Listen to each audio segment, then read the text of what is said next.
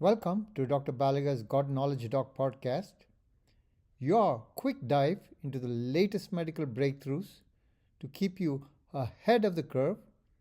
Let's get started.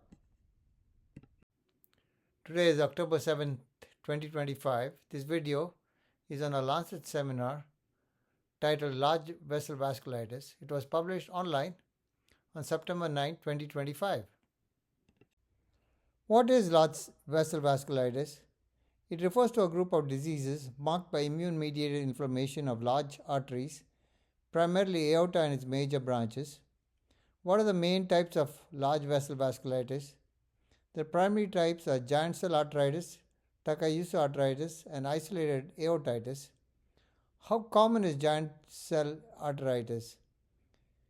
It has a pooled incidence of 10 cases per 100,000 persons aged above the age of 50, highest in Scandinavia, 21.6%.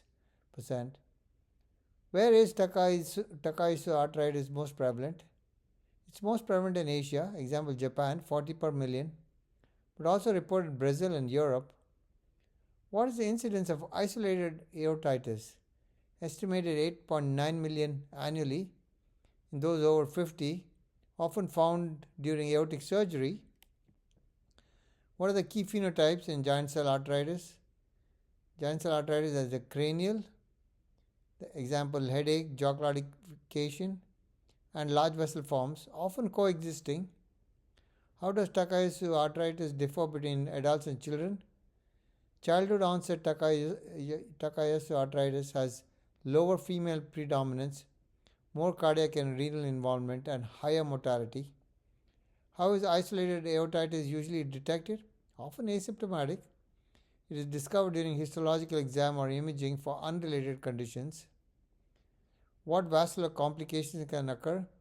Stenosis, aneurysms, and occlusions, especially in Takayasu arteritis and giant cell arteritis, leading to ischemic symptoms. Which arteries are commonly involved in Takayasu arteritis? Aorta, subclavian, carotid, renal, and pulmonary arteries. What are the common lab markers in large vessel vasculitis? Elevated CRP, elevated ESR, and fibrinogen are common but non-specific. Normal values don't exclude the disease. What imaging is used for diagnosis? Ultrasound, CT angiography, MR angiography, and FDG PET are key tools to detect vessel inflammation.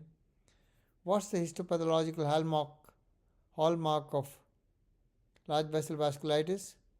Granulomatous inflammation with giant cells and transmural lymphocyte infiltration. What genes are implicated in large vessel vasculitis? HLA-DRB104 in giant cell arteritis and HLA-B52 in Takayasu arteritis. Other immune and vascular remodeling genes are also involved. What's the cornerstone of therapy? Glucocorticoids are first line, often combined with methotrexate or biologics like tocilizumab. Eponyms: Horton's disease, another name for giant cell arteritis described by Dr. Bayard Horton in 1932.